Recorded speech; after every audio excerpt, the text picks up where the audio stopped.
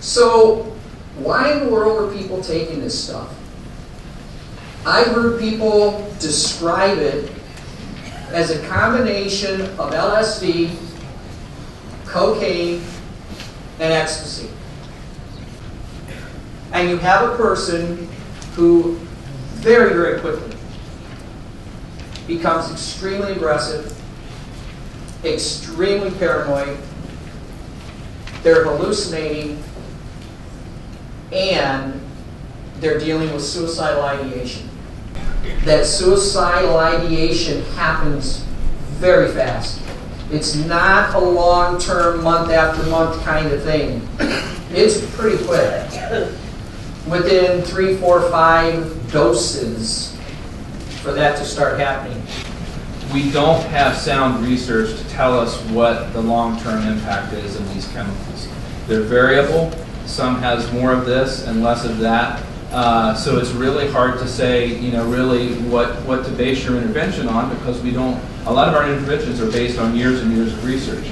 We don't have years and years of research on bath salts, so that's something that makes it really difficult clinically to approach. I like to say bath salts are like a box of chocolates. You don't know what you're going to get. And unfortunately, you can take a risk with chocolates, but this is disastrous with this, because people, you really don't know what you're using and the concentration. It's a crapshoot. So extremely risky. And that's part of the problem in that people will take a dose. Typically a 5 milligram dose is sufficient to produce the desired effects. But when there's 500 milligrams in a packet and someone has no idea about how this drug works or how much to use, when they take 100 times that amount, you can only imagine the consequences and the severe risk for overdose. Structurally, it's very similar to ecstasy. Looks very close to what ecstasy is. But again, it does have the effects of some of the other stimulants, cocaine, amphetamine. And there's another drug that this reminds me of I've been doing this for about 25, 30 years now. Back in the 80s, PCP. The presentation, the psychosis, inability to experience any pain or discomfort, very difficult to control, superhuman strength.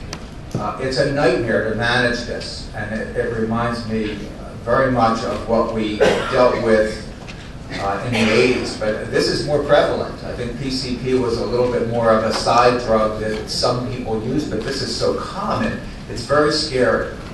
It was hitting a population. I don't know if it became out recreationally at first, like, oh, this is the new cool thing, I'll give it a shot. But we were seeing some soccer moms with it. It was all parts of town. Places that we generally did see, the meth go. We did see a decrease after our initial ban in Barberton, which was heartwarming in a way, because we were coming up to our busy time in the summer. We started seeing it crank back up though, because in the adjoining communities then, around September, August and September, you could get the good stuff, right down the road where Worcester Road turns into East Avenue.